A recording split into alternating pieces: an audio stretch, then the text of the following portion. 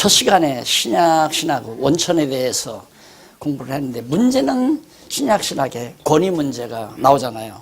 예, 권위 문제에 대해서 간략하게 말한 다음, 여기서는 정말 신약신학이 권위가 그렇게 있다면은 신약 성경에 논리적 통일성이 있느냐 하는 질문이 들어와요. 누구로부터? 고등비평학자들로부터. 아까 말한 대로 고등비평학자들이 신약 성경에 논리가 없다. 그들이 주장이 그거거든요. 그러면 신약 성경에 논리가 없는데 그게 무슨 진리냐? 진리가 아니라면 권위가 없는 거 아니에요. 이 말했다, 저 말했다, 이 말했다, 저 말했다. 그리고 특히 복음서에 보면, 마태복음에 보면 나중에 행한 일이 앞에 나오기도 하고, 먼저 행한 일이 뒤에 나오기도 하고, 또 그런가 하면 또 마가복음에서는 또 달라져요. 누가복음만 역사적인 수순대로 예수님의 행적이 기록이 돼 있지, 마가복음, 마태복음 다 뒤죽박죽이라 이 말입니다. 그러니까 논리가 없는 거 아니냐. 금방 예를 들면 뭐 죽은 자를 살렸다가 어디 가서 혼인잔치에 가서 물로 포도주를 만들었다가 뭐 이런 얘기가 자꾸 장이 바뀌다 보니까 논리를 잡을 수가 없는 거죠. 논리가 없다. 논리가 없으면 진리가 아니고, 진리가 아니기 때문에 권위가 없다. 그렇기 때문에 이제 여기서 취급하는 것은 아니다. 신약의 논리적 통일성이 있다. 지금 그 얘기를 하려고 하는 거예요. 그 말은 이 권위가 분명히 있다. 성경은 하나님 말씀입니다. 신약 성경이. 이제 그걸 확증하기 위해서 나온 것이 제2절 신약의 논리적 통일성입니다. 그래서 여러분들, 박 교수가 강의를 할 때 논리에 대해서 막 자꾸 얘기를 하잖아요. 이 논리적인. 근데 나는 사실 내가 그렇게 써놨기 때문에 당연히 읽으시는 분들이 그렇게 논리를 잡아서 읽는 줄 알았어요. 왜? 학교 다닐 때 다 우리 그렇게 공부했으니까. 사실 이제 학교 다닐 때 글들은 이렇게까지 성경처럼 뭐 10단계까지 이렇게 주제가 바뀌는 건 아니었죠. 집거돼야 뭐 한두 번, 장 나오면 절 나오고, 절 나오면 뭐 조금 치밀하면 이 정도 나오고 끝나지. 요 밑에 한쪽 가로 나오고 양쪽 가로 나오고 동그라미 이거 없단 말입니다. 일반 학문은. 그러니까 그런 면에서 성도들이 그렇게 못 받겠구나. 하도 박 교수님의 그 강의가 인기가 있으니까, 나도 사람이니까 기분 나쁘잖아요. 나도 죽도록 가르쳤는데, 그래서 내가 가만히 보니까 박 교수가 이걸 얘기하는 거예요. 요요. 당연하죠. 박 교수의 눈에는 그게 들어온 거예요. 와, 이게 있을 수 있나. 철학은 기껏해야 3단원법이라고 하죠. 아까 말한 대로 장 나오고 절 나오고 이것 나오면 돼요. 깊게 나가야. 이래서 이렇고 이렇다. 이게 이제 철학적인 3단론법인데, 3단 단계에서 논리를 전개해 나가는데, 성경신학은 10단계라고요. 10단계. 거기에 이제 우리 박 교수가 놀란 거죠. 놀래가지고 그걸 우리 성도님들에게 이제 말하고, 지금도 강의를 지금 그런 방향으로 하잖아요. 그래서 나는 내 거라서 그렇게 내가 그냥 당연하게 생각하고 강의를 결론적인 얘기만 했는데, 우리 박 교수는 연구 과정, 논리 과정까지 저렇게 설명하니까 성도들이 훨씬 더 쉽게 수납을 하고 놀라시는구나. 그래서 당연히 나보다 강의를 더 잘하죠. 내가 볼 때도 나보다. 왜? 나는 결론만 자꾸 얘기하는 거예요. 그래서 나도 좀 흉내 내느라고 이렇게 논리를 자꾸 얘기하는 거예요. 그래, 제2절 신학의 논리적 통일성, 이건 우리 다 알잖아요. 이게 얼마나 정말 신약이 이제 신약이란 말입니다. 신약인데 예수님 오신 이유니까, 자, 예수님 자신에 의해서 마태복음, 요한복음까지, 사도행전에서 계시록까지, 이건 성령께서, 자, 예수님은 오셔서 내가 그리스도다. 예수님 당신이 내가 그리스도다라고 증거한 것이 마태복음인데, 마태, 마가, 누가, 요한, 예수님은 마태복음에서 직임을 죽으심으로, 그 다음 마가복음에서 그다음 신분을 중심으로 이것 다 여러분 누가복음에서는 사역을 중심으로 그다음 요한복음은 바로 본성 이게 기독론이란 말입니다. 기독론. 그러니까 전통신학, 교회신학이라고 하는데 기독론이라는 게 있잖아요. 배우셨겠지만 배우신 분들은 그 기독론이 가장 또 문제가 많습니다. 그 이단이 기독론에서 참 많이 나와요. 그러니까 우리 한국의 이단도 지금 기독론 때문에 이단이 나오거든요. 뭐 예수가 마리아의 몸에서 낳았을 때 뭐 그 아기 낳을 때 나오는 그 뭐 분비물이 나왔겠느냐 안 나왔겠느냐 뭐 어떤 그 아기를 만드는 뭐 그 원리에 의해서 됐느냐 안 됐느냐 그 얘기했다고 그게 이달이니 삼달이니 만들어지는 거예요. 그러니까 참 복잡한 얘기란 말입니다. 기독론이. 그런데 신약 성경은 너무 분명하게 예수님이 행하시는 직임을 봐라. 내가 그리스도가 아닌가 지금 나 그리스도 맞지 않느냐. 신분, 사역, 본성 이걸 성령께서 이 기록을 하게 하는 것은 성령이 기록했고 행위를 한 것은 예수님이 한 거거든요. 예수님은 그냥 이렇게 행위만 사역만 그러니까 누가복음에 나오는 역사적인 수순대로 그렇게 사시다가 그냥 승천하신 거예요. 가셔서 보혜사 성령을 이때 보내셔가지고 성령께서 이걸 기록하게 만들잖아요. 이 사실을. 그래서 마태로 하여금 너는 예수가 그리스도라는 사실을 증거하기 위해서 직임을 중심으로 기록해라. 감동을 그렇게 하니까 감동 오는 대로 예수님이 일찍 행한 일을 앞에다가 넣을 수도 있고 늦게 행한 일을 앞에다 내놓을 수도 있고 앞에서 행한 일을 뒤에다가 기록할 수도 있고. 왜? 성령께서 그렇게 기록하라니까. 그럼 성령은 왜 그렇게 기록하라고 그랬는가? 직임을 중심으로 예수가 그리스도라는 걸 증거케 하기 위해서. 그래서 순서가 바뀌는 거예요. 그걸 고등비평학자들이 알게 뭐예요? 몰라요. 그걸. 이게 성령 감동으로 기록했다는 것도 인정을 안 하려고 하는 건데 이게 나쁜 놈들, 나쁜 사람들이란 말입니다. 학자들이, 나쁜 학자들. 18세기에 나오는 그 학자들이 그런 학자들 때문에 지금 서구교회가 다 무너나버린 거고 한국교회도 지금 그 물이 들어와가지고 난리가 나는 거 아니에요. 사람들의 인지는 발달하게 되고. 그러니까 우리가 가르치고 있는 이걸 안 가르치면 안 되게끔 돼 있어요, 교회는. 이걸 가르쳐야 교회다운 교회가 되게 돼 있죠. 안 그러면 다 무너난다니까요. 서구교회 다 문 닫듯이 한국교회 다 문 닫아버리고 지금 기도원부터 100개 중에 90개가 다 문 닫았다고 그래요. 100개 중에 90개가. 그러니까 내가 한 수 일러드릴게요. 누가 널찍한 데서 공기 좋은 데 사시고 싶으면 아파트 한 4, 5억 받을 수 있으면 팔아가지고 기도원 장소 좋은 데다 물 좋고 경치 좋은 데다 다 했어요. 가셔서 사시면 됩니다. 그럴 때 우리 놀러 가면 그냥 방 하나 빌려주시고 윤 관사님 은근히 생각이 있으셔가지고 지금 농촌 좋아하시잖아요, 실로. 예. 안 내요. 90%가 다 문 닫아내, 기도원이. 그럼 기도원 문 닫으니까 기도원 하던 권사님들, 여집사님들이 이 밑으로 시내로 내려와서 목수 한 수 받아가지고 지금 목회하잖아요. 근데 그 목회도 한동안이에요, 그것도. 그러니까 큰 교회가 없잖아요.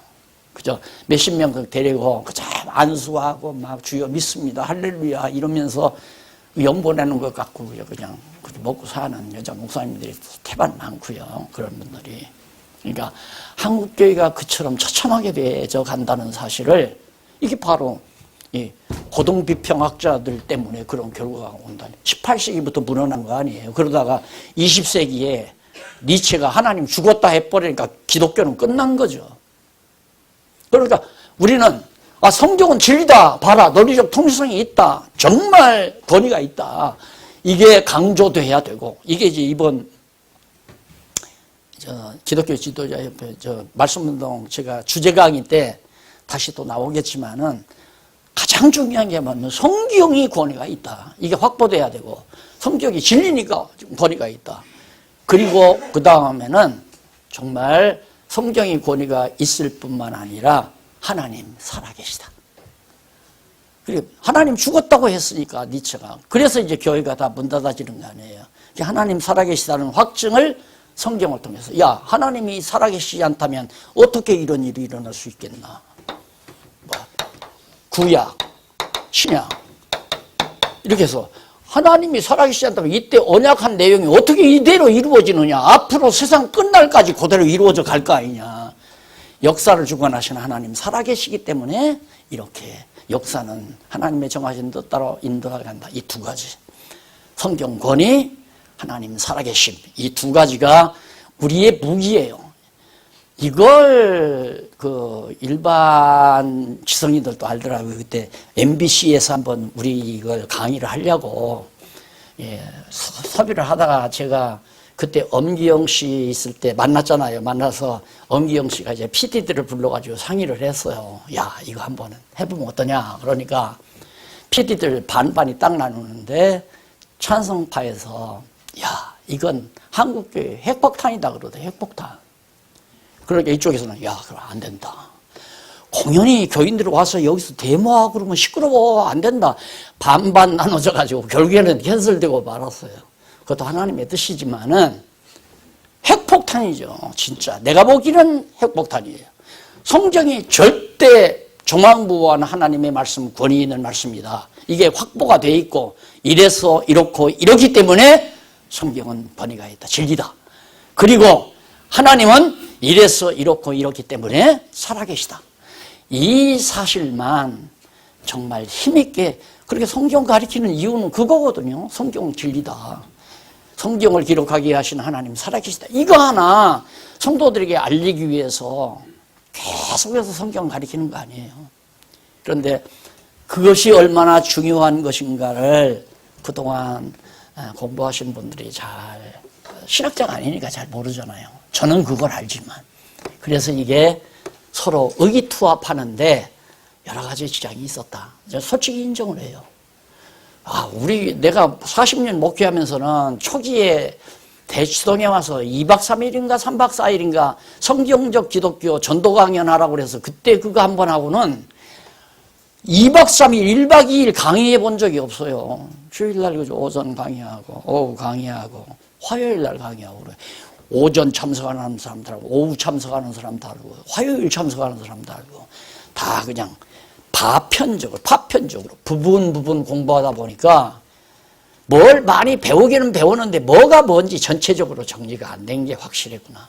그래서 제가 잘못 가르쳤습니다 하고 사과한 것이 그거예요. 내가 지금까지 잘못 가르쳤다고. 내용을 잘못 가르친 게 아니라 가르치는 방법이 틀렸었다 이거예요. 이게 한 번을 가르쳐도 그냥 두서너 시간씩 전체적인 구조를 가르쳐가지고 하는데 사실 이것도 과거에 다 강의했죠. 강의했는데 그때는 지금 장로님들이나 권사님들, 목사님들 들으시듯이 이렇게 관심이 없었어요. 원천 찾고, 권위 찾고, 그 다음 논리적 통일성, 이게 다 학문적인 얘기 아니에요. 아이, 골치 아파, 아이고, 장사나 잘 돼야 되고, 지금 내 하는 일이 잘 돼. 그런 데만 관심이 있지. 저건 다 목사들이 다 학문적으로 하는 일이 우리와 관계가 없는 일이다. 그런데 지금, 우리의 사정이 지금 하나님께서 이런데 얼마나 이게 중요한 거가 관심을 갖게 만들었잖아요. 그러다 보니까 제가 이 강의를 해드리는 건데 사복음서의 논리적 통일성이라는 게 얼마나 통일성이 있어요. 오직 다 직임을 중심으로 예수가 그리스도의 힘을, 신분을 중심으로 예수가 그리스도의 힘을, 사역을 중심으로 예수가 그리스도의 힘을, 본성을 중심으로 예수가 그리스도의 힘을 증거한 내용이다. 얼마나 논리가 빈틈없이 짜스트로 완벽하게 정말 논리가 구성되어 있고 통일성이 있는 논리냐. 아마 고등비평학자들이 나는 옳다면 와라. 한번 해보자. 전쟁 한번 해보자. 이게 이제 우리 싸움 아니에요. 우리 싸움은 이미 무기가 확보되어 있으니까. 우리는 핵폭탄 가지고 있잖아요. 미사일 가지고 있단 말입니다. 저들 따발총 갖고 난리치는 거예요. 따발총 가지고. 6.25 동란 때 인민군의 애들이 따발총 가지고 나왔잖아요. 지금은 핵무기 만들어가지고 덤비니까 미국도 은신을 못하고 지금 한국 정부도 은신을 못하고. 고등비평학자들이 하는 얘기는 기껏해야 따발총, 우리가 가지고 있는 미사일이에요. 핵무기. 해볼만 하잖아요. 그래서 나 죽은 후에라도 전쟁을 할 수 있는 아주 치열하게 전쟁이 벌어질 날이 올 거라는 걸 감안을 하고 만들어 놓은 거 아니에요. 써놨다 이 말 딱. 이거 가지면 이겨나갈 수 있어요. 방어할 수가 없죠, 자기네들이. 너무 분명하니까. 그 다음 넘어가서 사복음서와 사도행전과의 관계입니다. 그러면 요 사복음서와 사도행전, 여기 사도행전 이어지지 않아요. 여기에 이어졌느냐 이어지지 않았느냐가 중요하죠. 이어지면 논리가 연결이 되지만 여기가 차단이 되면 논리가 끊기는 거 아니에요. 그러면 진리가 아니에요, 신약성경 자체가. 그래서 사복음서와 사도행전과의 논리적 연결성을 여기서 말하지 않은 관계, 사도행전과의 관계. 보죠. 여기는 예수님이 이렇게 한 거고, 그 다음 사도행전은 성령이 내려와서 사도들이 행한 일이다. 그러면 사도들의 행적, 예수의 행적 그렇게 되잖아요. 그러면 논리적으로 이게 좀 정확하게 아주 강하게 연결시킨다는 게 어렵잖아요. 이건 사도들의 사적이고, 여기서부터는 사도행전은 여기는 예수의 행적이고, 그러니까 이런 식으로 역사적으로만 정리를 하다 보니까 이게 내용분해라는 얘기입니다. 이런 쪽만 분해하면서 연결하다 보니까 연결고리가 약해요. 약해가지고, 자, 여기가 이제 구리줄로 딱 연결이 됐어요. 다 구리줄이에요. 그런데 여기서 사도행전으로 넘어가면서 여기다 플라스틱으로 만든 줄을 이어놨어요. 여기에 불이 들어오겠어요? 이 불이 들어오겠느냐? 이게 안 들어오죠. 논리적 통일성이 있어야 같이 구리줄로 쫙 강하게 연결이 돼야 여기 와서 환하게 정부 따마에 불이 들어오는 것처럼 모든 진리 논증이라는 게 그렇게 만들어야 한다 이거예요. 그러면 이제 상상을 해보세요. 성경 66권 창세기부터 요한계시록까지 아까 말했듯이 박 교수가 놀래가지고 여러분들에게 강의하는 이유가 어떻게 이 복잡 다단하고 어려운 성경을 이렇게 전부 논리적으로 통일성 있게 연결을 해서 결국 진리의 빛이 밝혀지도록 했는가. 여기에 완전히 감탄을 해버린 거예요. 거기에 자기 자신이 평생 철학을 위해서 몸바쳐 철학사, 세계 문화사, 세계 모든 역사 다 섭렵해서 니체 철학을 전공해서 정복을 했는데 알고 보니까 아무것도 아니잖아요. 물론 공부하면서 완벽한 거라고는 생각 안 하고 했지만 거기에 비하니까 아무것도 아니라 완전히 불 붙었잖아요. 지금도 어디 갔는지 안 보여요. 지금 어디 가서 지금 강의하고 있을 거예요. 아니면 공부하든가. 알면 일생 내도 걸죠. 일생을 알면, 이 사실을 알면. 성경, 여기 목사님들 계시면 성경 66권이 다 달라요. 이슈가 달라요. 창세기, 이건 창조 사건이라고만 생각해요. 그 다음 룻기는 룻기의 개인의 역사라고 생각하지. 그거 아니다. 창세기와 룻기가 어떻게 연결이 되면 창세기와 요한계시록이 어떻게 연결이 되는가. 연결시킨다는 게 어렵거든요. 중간에 와서 한 군데만 끊겨도 여기 불이 안 들어오는데 창세기에서 요한계시록까지 연결이 되려면 구약도 다 연결돼야 되고 구약과 신약이 연결이 돼야 여기에 이제 불이, 이게 이제 논리적 통일성이라는 얘기예요. 그래서 여기도 재미난 건 요한복음, 제가 연구하면서 요한복음 마지막 장 딱 공부하고 나니까 요한복음을 연구하면서 반드시 본성으로 했으니까 하늘로부터 왔다가 하늘로부터 가야 되지, 하나님께로 가야 되잖아요. 그런데 요한복음에 승천사실이 없어요. 와, 이게 제일 마지막에 쓰던 건데 요한복음이 깜짝 놀라가지고, 야, 만약에 여기서 본성으로 하나님께로 가는 내용이 분명해야 하는데, 승천하는 내용이 요한복음에 나와야 하는데 안 나오니까 내가 요한복음 잘못 봤구나. 그럼 본성이 틀린 거 아니에요. 그렇죠? 본성이. 이것 때문에 아마 한 달 이상 고민했을 거예요. 이것 때문에. 강론집 쓸 때. 강론집 쓸 때야 발견을 했어요. 그걸.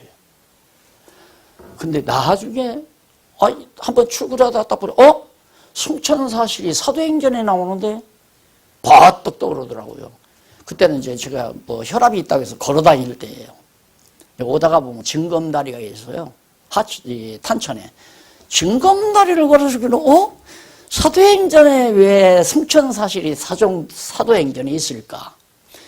이왕이면 요한복음에 붙었으면 얼마나 좋을까? 이러다가 아하, 신구약 성전 기자가 누구예요? 기자가 아니라 저자가 성령이죠. 기자는 사도행전 누가예요. 누가복음은 이제 누가복음을 기록한 누가가 사도행전을 기록했어요. 기자는 누가지만은 저자는 성령이라.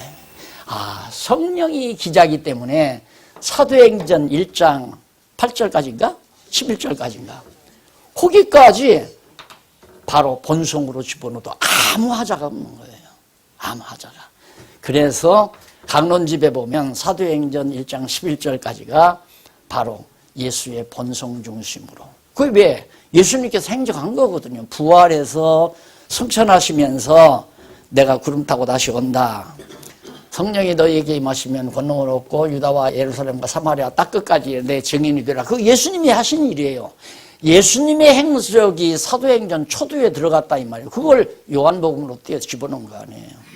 그러니까 정확하게 맞아떨어져서 정확하게 연결이 되는 거죠. 이 성령께서 승천하신 예수님이 보내신 성령이 오셔서 이 성령이 예수님의 행적을 기록하게 하고 사도들로 하여금 주님의 몸된 교회를 세워서 결국 마지막 승리케 하시는 역사를 성령이 해간다. 그러니 사도행전과 사복음서와는 떨어질래야 떨어질 수 없는 완벽한 논리적인 연결을 가지고 있는 거예요. 연결성을.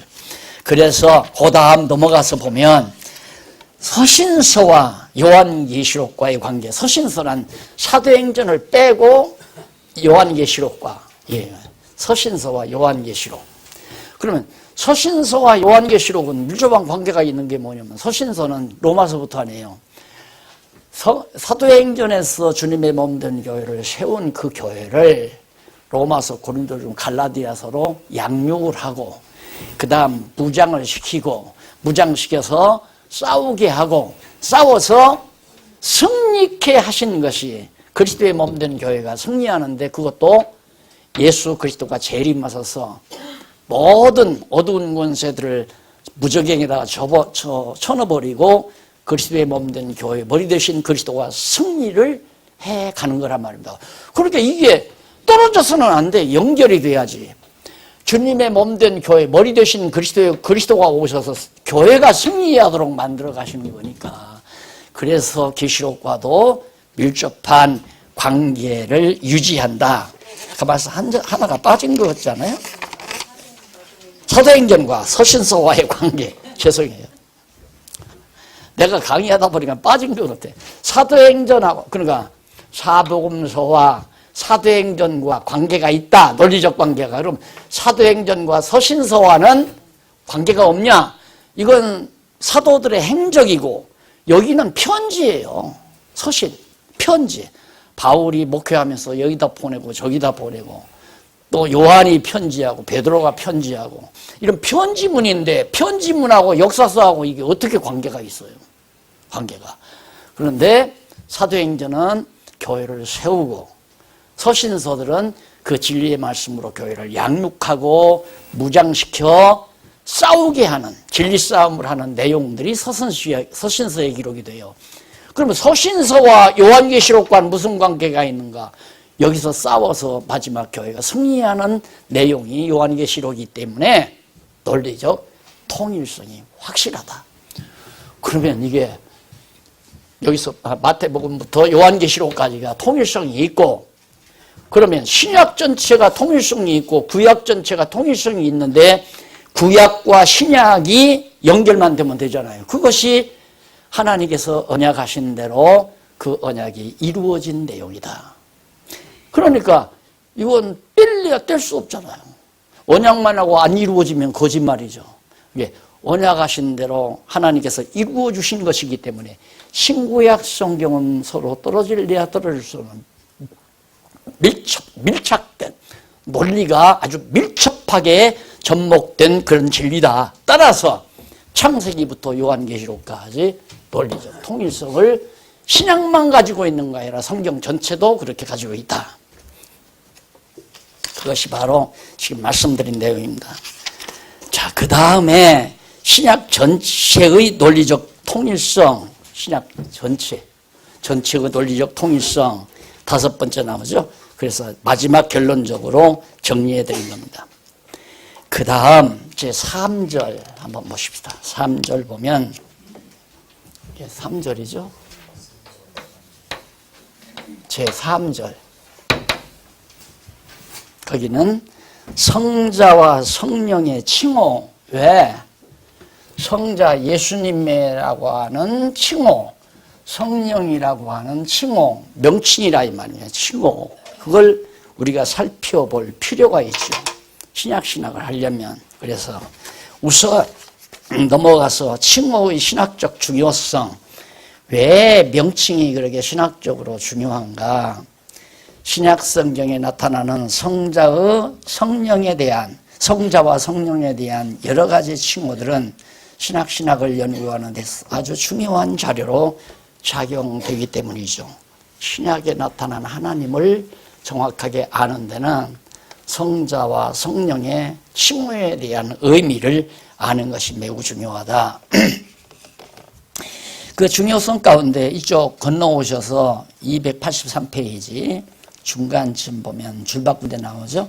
거기 성자와 성령의 칭호들을 이해하는 작업은 신약 연구에 반드시 선행되어야 할 과제임이 틀림없으며, 따라서 이들 칭호들에 대한 이해는 신약신학의 결론으로 향하는 출발점이라 할 수 있다. 예수라고 하는 명칭과 성령에 대한 칭호를 정확하게 이해하는 것이 성경신학의, 신약신학의 출발점이라고도 할 수 있다. 그만큼 중요하다는 걸 말씀드렸는데, 넘어가서 가로 없는 2번 284페이지 칭호의 종류와 언어학적 분석이 거기 나와요.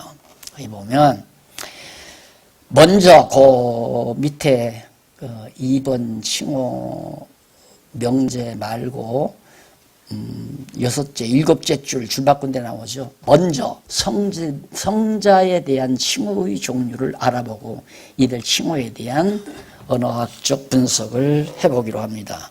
성자의 칭호는 주라고 나와요. Lord. 그 다음에 예수, 그 다음 그리스도, 그 다음 임마누엘, 그런 등이 주로 크게 주, 예수, 그리스도, 임마누엘이라 하라 그러죠.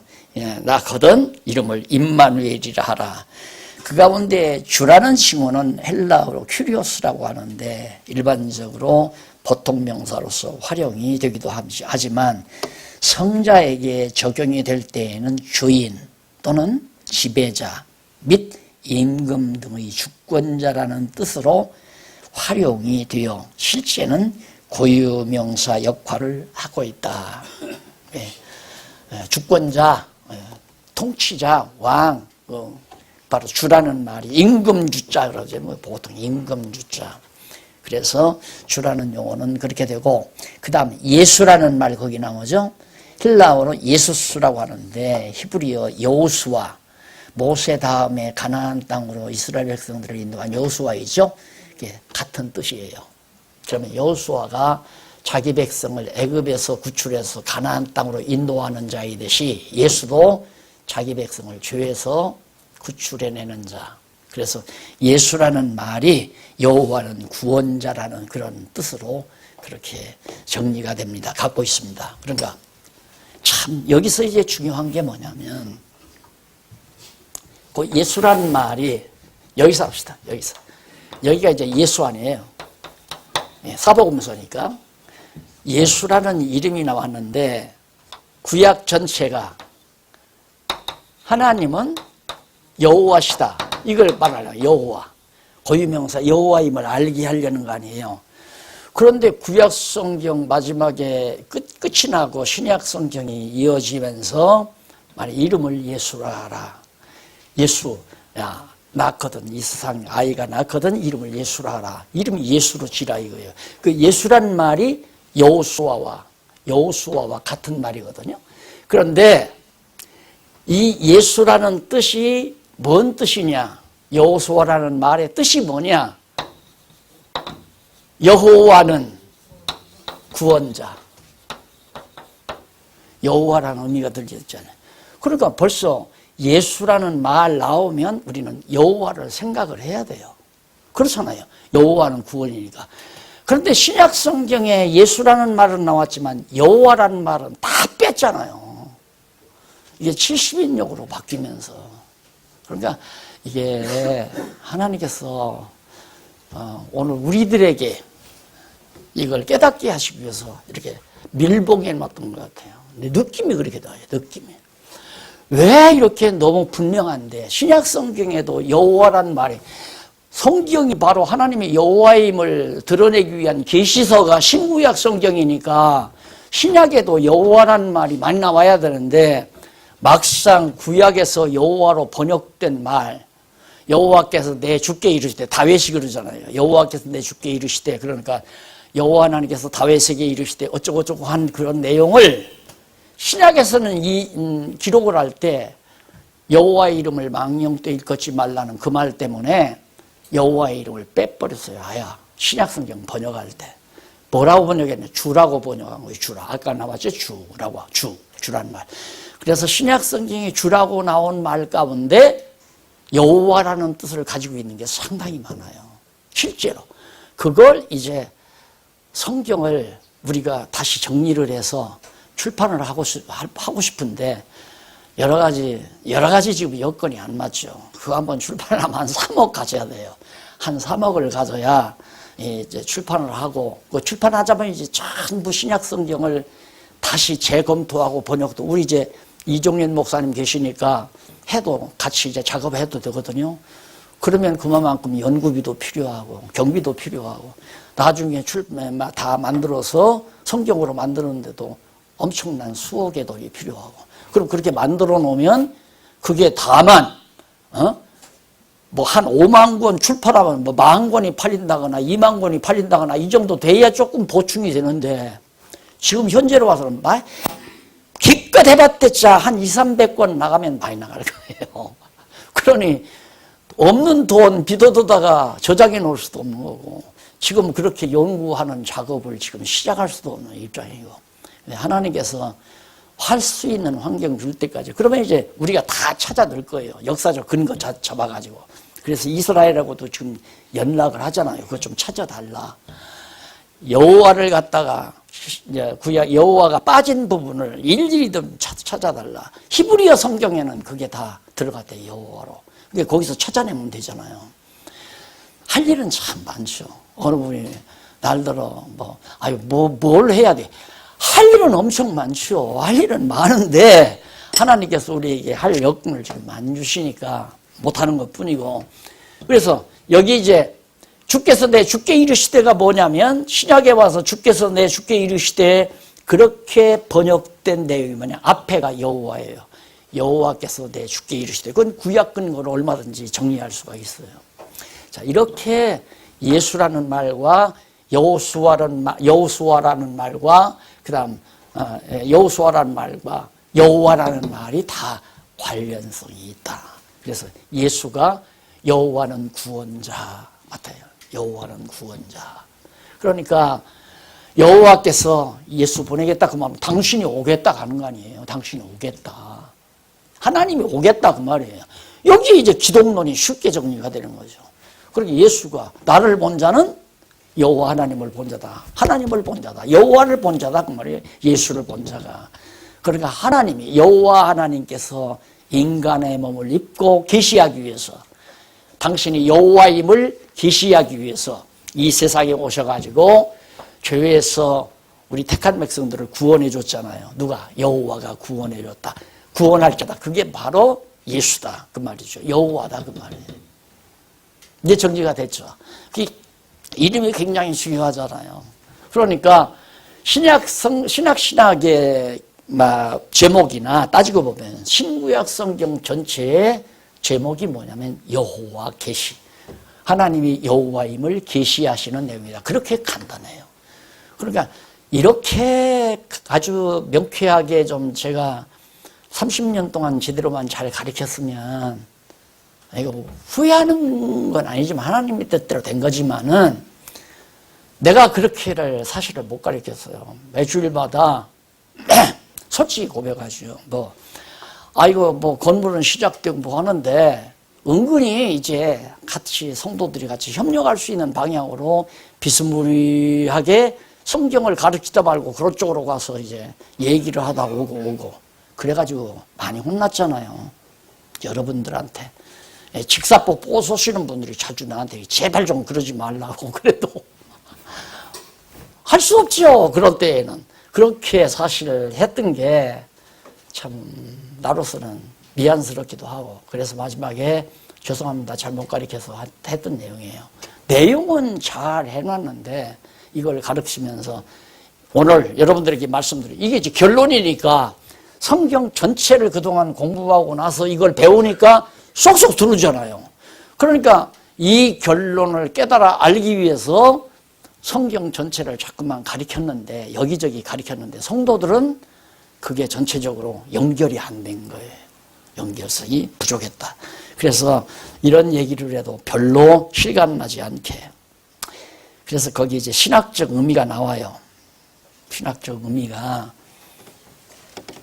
나오는데, 메시아란 말이 그거는 구원자. 메시아란 말, 그리스도라는 말이 구원자란 말이. 그래, 예수는 그리스도다 하는 말이나 여호와는 구원이시다 하는 말이나 같잖아요. 같죠? 의미가.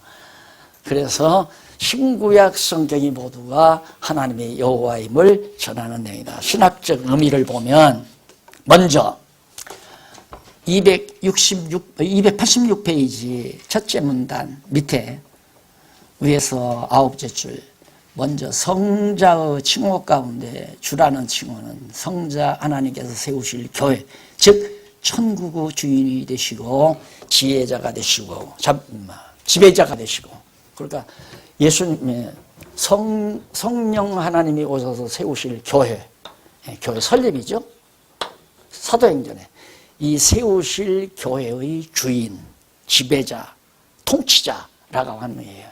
그러니까 교회 개혁이라고 하는 것은 선택이 아니에요. 그냥 진리에 의해서 이건 필수예요. 교회 개혁은. 그러니까 교회 주인 노릇하면 안 된단 말입니다. 교회 안에서 자기가 으뜸이 돼가지고 이래라 저래라 주인 노릇하는 건 참 몰라서 그런다니까. 몰라서. 여기에 그걸 제 눈에는 어떻게 보느냐면, 아들놈을 낳아서 이제 대살 먹여가지고 켜놨더니 이 자식이 아빠 여보 저기 물 가져오라 하고 저 아버지한테 명령하는 거랑 똑같은 거예요. 귀엽죠. 무식하 모르니까 이제 어리고 철딱선이 없으니까 저 아버지한테 여봐 저 물 가져오더라 하고 저 아버지한테 명령하잖아요. 그러면 아버지가 또 가서 절렁절렁 가서 물 갖다 네 대령하여 싸움나이다 하고 갖다 줘. 그런 시기라고 생각하시면 돼요. 그러니까 크기를 기다려야죠. 장성하기를. 그거 네가 어디 감히 아버지한테 물 가져오라? 이 새끼 귓밥을 돌려대다가 잘못하면 머리 터져가지고 죽잖아요. 죽이지 말고 참고 기다려야죠. 안 그래요? 인마 어른한테는 종이된 말 써라. 야 이놈아 아버지 앞에서는 무릎 꿇어 이러면서 이제 점점 길러가야 되잖아요. 답답한 거죠. 어디에 성령께서, 예수님이 성령 보내서 세우신 교회 안에서 누구한테 이러라 저러라 명령하고 자기가 번세 부리고 좌지우지 하려고 하고, 참 이게 아니라는 거 목회 과정에서 많이 가르쳤어도 그게 가만히 안 들어오는 거죠. 이제는 들어죠, 여러분. 왜 교회 개혁을 하려고 하는가가 아마 뼈저리게 들어올 거예요. 주인이에요. 예수님이 머리예요. 통치자예요. 직접 지금 통치하고 계세요. 예수께서 성령을 보내가지고 우리 각자의 마음속에서 성령의 교통하심을 통하여 우리로 하여금 충성할 마음도 주고 게으르게 할 마음도 주고 봉사할 마음도 주고 낙심할 마음도 주고 이거 다 주관하면서 낙심할 자 낙심하게 하고 충성할 자 충성하게 하고 다 그러면서 교회를 세워가시는 것이 지금 교회 머리 되신 그리스도가 하는 일이란 말입니다. 자, 그런 식의 내용들이 다음 밑에서 8째 줄 바꾼데 다음 성자의 칭호 가운데 예수라는 말 아까 설명 다 했어요. 그 다음 성자의 칭호 가운데 마지막 있죠. 287페이지 위에서 9번째 줄 칭호 가운데 임마누엘이라는 칭호는 그 성자 칭호 가운데 그리스도라는 거 나오네요. 제일 밑이죠. 286페이지 밑에 줄. 다 아시는 내용이죠. 그리스도가 메시아 기름 부음 받은 자, 백성을 구원하는 자, 구원자라는 뜻. 그 다음 임마누엘이라는 뜻, 하나님이 육신이 되어 백성 가운데 거하시는 자. 자, 그러면 여기 예수님 오셨을 때 예수님 당시에는 육신으로 오신 예수가 하나님의 백성들과 함께 계셨어요. 그 임마누엘이라면 하나님이 너희와 함께 계시다 그런 뜻 아니에요. 그러니까 여호와 되시는 하나님이 육신으로 오셔서 택한 백성들과 함께 계신 기간이 33년 기간이었고 그 다음 숨쳐나서 보혜사 성령을 보낸 것은 지금은 임마누엘 하나님이 예수님이 임마누엘 하나님이거든요. 임마누엘이거든요. 뭘로? 성령으로 오셔서 권사님들의 심령 속에나 장로님들의 심령 속에나 목사님들의 심령 속에 우리들의 심령 속에 성령이 함께 언제까지? 세상 끝날까지 우리로 개인으로 말하면 나 운명하는 그날까지 성령이 내 안에 계셔서 우리가 서로 만났어요. 오늘 내가 강의를 끝나고 목사님하고 만났어요. 목사님하고 만나서 식사를 해요. 목사님의 마음속에 성령이 역사하고 내 마음속에 성령이 함께 계세요. 그러면 목사님에게 나쁜 마음을 내가 안 갖게 하면 나쁜 마음을 안 가져요. 그러면 하나님이 내 마음속에 나쁜 마음을 안 갖게 하면 나쁜 마음이나 별거 있어요. 둘이 밥 먹으러 갑시다 하고 갔어요. 어떻게 하면 내가 밥값을 안 내나 궁리하면 이건 완전히 여기다 봉시려고 그러는 거 아니에요. 그렇죠? 이 목사님한테 너 나한테 밥값 내 오늘은. 그래가지고 슬슬 카운터가 가까운 곳으로 자꾸 하네. 나 이쪽에 앉을 거야. 당신 이쪽에. 카운터 가까운 쪽에 앉히면 어쩔 수 없이 내야 할 거 아니에요. 밥값을. 이런 얄궂은 생각을 나에게 주는 거고 안 그러면 형제에게 부담 주기 목사님에게 부담 주기 싫다기보다도 대접하고 싶은 마음을 나에게 주면 목사님 오늘은 내가 대접할 거야 받으십시오. 이런 마음도 내가 갖는 게 아니라 성령께서 갖게 하신다. 아시겠죠? 그게 임마누엘이라 말이에요. 지금도 임마누엘 하나님이에요. 하나님이 성령으로 예수가 여호와 아니에요. 여호와께서 성령 당신의 영이신 성령을 우리 안에 보내셔서 우리 이 세상 끝날 때까지 나와 여러분 안에. 그러니까 내 마음속에 나쁜 마음이 생기는 것은 내가 하나님의 말씀을 멀리하니까 인간적인 생각이 들어가지고 욕심이나 인색한 마음이 들어서 밥값을 내기 싫은 마음이 생기고 그렇잖아요. 예? 성령이 나에게 역사하시면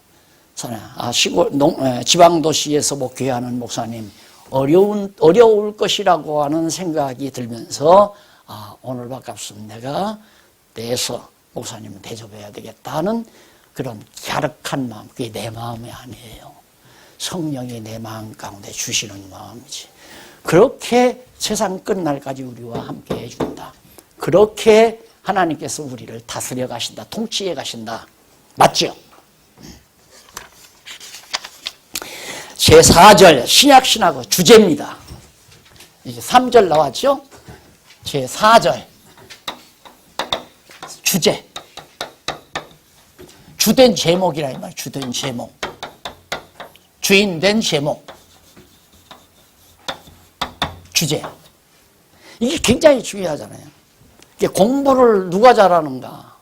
공부를 잘하는 사람은 한 패러그래프를 읽고도 주제를 빨리 찾는 사람은 공부 잘하는, 머리가 좋은 사람이죠. 그러니까 한 10줄이나 20줄 나온 내용을 딱 읽고 아 여기 주제가 뭐구나 딱 그거 찾는 작업. 그게 이제 문장을 이해하는 이해 속도 아니에요. 그래서 주제가 글을 쓸 때 주제가 바뀌면 작은 소주제가 바뀔 때마다 문단을 바꾸는 거. 그게 패러그래프라고 하죠. 문단을 바꿔서 한 칸 떼어가지고 한 칸이 아니라 한 자 집어넣어가지고 이렇게 쓰잖아요. 그러니까 책을 읽을 때 주제별로 읽으면 돼요. 딱 문단이 요 문단에서는 뭘 얘기하는가, 요 문단에서는 뭘 얘기하는가 뚝뚝 하는데 문단마다 내용이 논리적으로 연결이 되면 책 잘 쓴 거란 말입니다. 그렇게 책을 써놔야 그런 책을 읽으면 머리가 편안해요. 왜? 자꾸 알고자 하는 내용이 자꾸 나오니까. 그런데 그런 것 없이 써놓은 책을 읽으면 머리가 아파요. 뭔 얘기를 하려고 도대체 자꾸만 이런 얘기를 하나. 이게 이해 안 가면 이따가 덮어버리잖아요. 그러니까 이 주제라는 게 그만큼 중요하다. 그러면 신약성경 전체의 주제가 나와야 해요. 구약의 주제는 여호와의 언약이라고 나왔다면 우리 알잖아요. 신약의 주제는 그리스도 성취. 이게 딱 떨어져야 되죠. 그게 신약의 주제다. 그걸 지금 여기다 정리하는 내용입니다. 자, 그래서 거기 전통적 신약은 전체 내용을 하나의 문장으로 집약하는 주제가 없었다. 지금까지 없었어요. 지금도 없어요. 없었다. 다만 산말적이며 부분적인 주제에 급할 뿐이었다. 그것은 성경신학의 원천인 구약신학 성경 자체 내용에서 반드시 찾아내야 하는 성경신학의 원천인 신약신학 신구약 성경 자체 내용에서 반드시 찾아내야 하는 일관된 논리 통일성을 찾아내지 못했기 때문이다. 신구약 성경의 논리적 통일성을 못 찾으니까 신약에서도 주제를 못 찾는 거죠. 그래서 지금까지 신약 성경은 일관된 논리의 통일성을 발견하지 못하고 있는 까닭은 왜 못 찾았는가? 첫째, 주경신학이 세분화되어 서로 간의 논리의 단절을 가져왔기 때문이다. 세분화. 로마서 연구하는 사람 따로 있고 마태복음 연구하는 사람 따로 있고 히브리서 연구하는 사람 따로 있고 요한계시록 연구하는 사람 따로다 보니까 전체적인 주제가 나올 수가 없죠. 둘째는 성경을 이해하는 접근 방법이 성경 계시의 목적면에 치중하지 않고 성경 계시의 방법면에 목적에 치중하지 않고 방법에 치중하다 보니까 주제가 안 나왔다. 그러므로 신약 성경의 논리적 통일성을 찾으려면 신약 계시의 목적면에 연구의 비중을 집중시켜야 한다. 그러면 하나님께서 우리가 그게 이제 참 어려운 거예요. 주제를 모르면 성경 전체의 목적을 모르는 건데 이 신구약 성경 전체를 알게 되면 이걸 알아야 전체 주제가 나오고 전체 주제가 나와야 지역적인 구약의 주제, 신약의 주제가 나오는데 반대로 신약의 주제가 나오고 구약의 주제가 나와야 전체 주제가 또 나오잖아요. 이게 어렵다고 말이에요. 그래서 내가 연구는 주제를 찾는 내용이고 학습은 찾은 주제가 맞는가 안 맞는가를 확인하는 작업이다라고 말하는 이유가 그래요. 그게 연구가 훨씬 어렵죠. 막연하잖아요. 아주 막연하단 말입니다. 그러니까 전체를 모르면 주제가 안 나오기 때문에 성경은 알면 다 알고 모르면 다 모른다. 주제를 모르니까 성경 모르는 거죠. 그래서 그런 말을 할 수 있는 이유가 거기에 있습니다. 그래서 신약 신학의 주제 가운데 전통적인 신학의 주제가 이제 거기 나오는데 뒤에 보면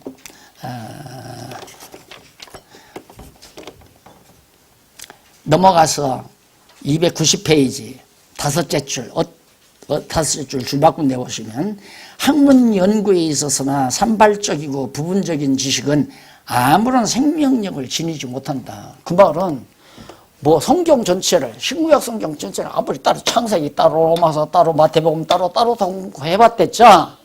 따로니까 성경 전체가 밝히는 진리의 빛이 안 나타난다 이거예요. 성경의 진리성을 확보할 수가 없다. 부분적으로 알아가지고는. 그런데 이건 로마서도 아니야. 마태복음 전체도 아니야. 기껏해야 그냥 성경 한두 구절, 1절에서 3절까지 여기에서 제목 설교, 제목 설교. 그래서 여러분 첫째는 충성해야 됩니다. 네, 제목 복 받는 비결, 복의 비결 뭐 이런 아주 많으니까 1절로 3절까지 있고 복의 비결. 그 에베소서 보면 1장에서 3절 가면 복을 하나님께서 신령한 복을 우리에게 줬다고 했잖아요. 거기 있고 복의 비결. 그래서 충성, 그 다음 헌신, 그 다음 세 번째 정말 순종. 이런 등등으로 제목을 잡아서 설교를 하는 거란 말입니다. 그럼 이게 뭐예요? 아무것도 아니야. 이건 아무것도 아니에요. 성경도 아니고 그렇다고 해서 무슨 철학적 이론도 아니고 다만 성도들을 쇠뇌시키는 하나의 수단에 불과했다. 이런 식으로 여지껏 우리 한국교회 개신교가 각 교회 강단에서 이런 식으로 다 각각. 그러니 성경을 어떻게 알아요? 성경을 모르니까 어디다 이런 형편없는 모래알갱이 같은 모래사장 위에다가 이렇게 집을 지어놓고 보니까 비바람이 부르니까 완전히 다 무너져 버리는 거 아니에요. 반석 위에 지지를 못하고. 완전히 성경이 하나의 주제로 나와야 반석이 돼, 진리 반석이. 이건 완전히 튼튼하고 견고한 교회 기초석이란 말입니다. 그래서 그 신학들이 전통 신학에서는 제일 밑에 문구 한번 보십시다. 290페이지 제일 밑에 문장 밑에서부터 10번째 줄. 전통 신학에서는 신약신학이 신약 주석학을 보조하는 학문 가운데 하나로 취급한다. 그러나 신약신학과 신약 주석학의 관계는 전자가 목적이라면 후자는 방법에 불과한 것이었다. 그래서 정말 한심한 것이 뭐냐면 거기 잠깐 내가 아까 설명하다가 빼놓고 나갔네요. 거기 290페이지 밑에서 위에서부터 다섯째 줄 바꾼 데 나오는 그 문단에 거기서부터 밑으로 세 번째 줄을 보세요. 뿐만 아니라 나오죠. 뿐만 아니라 부분적인 주제에 대한 지식 추구에 만족하고 있다. 지금까지의 신약신학이란 부분적, 파편적인 지식에 만족한다. 그럼 뭐냐? 실제 서점에 가서 지금도 신약신학 책을 한번 사서 보세요. 보면 주제가 뭐가 있냐면 계약론, 산상보훈, 구원론, 천국론, 공관복음, 보여주는 그리스도, 그 다음 사도 요한의 신학, 오순절 성령의 강림, 종말론, 신약의 윤리, 바울의 신학, 이런 아주 지엽적인 주제들을 걸고 나열해 놓은 것이 지금까지 전통신학의 신약신학이란 말입니다. 그러니까 이 신약신학이라는 말 이거 다 과거 다 있었다. 이거 알고도 그런다면 희생나서 하는 짓이고 몰라서 그런다. 무식하니까 그래. 신학적으로 무식하니까 하는 얘기죠. 전혀 다르죠. 전혀. 그래서 내가 그걸 학문적으로 전통적으로 말하는 건 비브리칼 신학이라고 그래요. 성경적 신학. 비브리칼 데올로지. 성경적 신학이다. 근데 우리가 말하는 것은 비브리칼이 아니라 더 바이블 데올로지다. 그냥 성경 자체가 말하는 하나님에 대한 진리다라는 뜻에서 더 바이블 데올로지. 비브리칼은 성경적이란 말이고 더 바이블은 그 성경이란 말이고 달라요. 이게 영어 명칭으로 보면 확실히 다르지만 우리 한국말은 그냥 비브리칼 데올로지도 성경신학, 더 바이블 데올로지도 성경신학 똑같으니까 과거부터 다 있었다 이렇게 좀 그건 무식한 얘기예요. 없었어요. 전혀 없었어요. 초유의 사건입니다. 지금 현재 이게 제가 이거 요즘 강조하는 거 요즘 지금 밖에서도 뭐 난리래요. 밖에서도 그거 다 뭐 과거 다 있었던 일이고 과거 다 칼빈이 말했고 루터가 말했고 뭐 어쩌고저쩌고 하면서 별거 아니라고 그러면서 이걸 격화시키려고 해. 자기네들이 격화시킨다고 격화시킬 것도 아니지만은 이 말을 왜 하냐면 우리 뿌듯하게 살아가자고요. 너무 귀한 것을 우리가 받았으니까 하나님께서 왜 이 시간에도 우리에게 이걸 같이 공감하도록 하신가는 아마 여러분들 스스로가 잘 아시리라고 생각합니다. 다음 시간에는 성경적 신학의 주제에 대해서 잠깐, 지금까지는 전통신학의 주제를 말했죠. 성경적 신학은 다음 시간에 모여서 다시 한번 확인하고 바로 이어서 복음서에 계시던 하나님 공부하도록 그렇게 기도하십시다. 하나님 아버지, 보고 또 생각하면 생각할수록 정말 벅차지 않을 수 없는 저희들의 솔직한 심정을 하나님께 감사함으로 드립니다. 하나님 아버지, 비록 깨어진 질그릇 조각 같은 저희들이지만은 정말로 소중한 보화를 담아주셨습니다. 우리 생명 다하는 날까지 진리 싸움에 맹진할 수 있도록 환경과 지혜와 여건 허락해 주시옵소서. 예수님의 이름으로 기도드립니다. 아멘.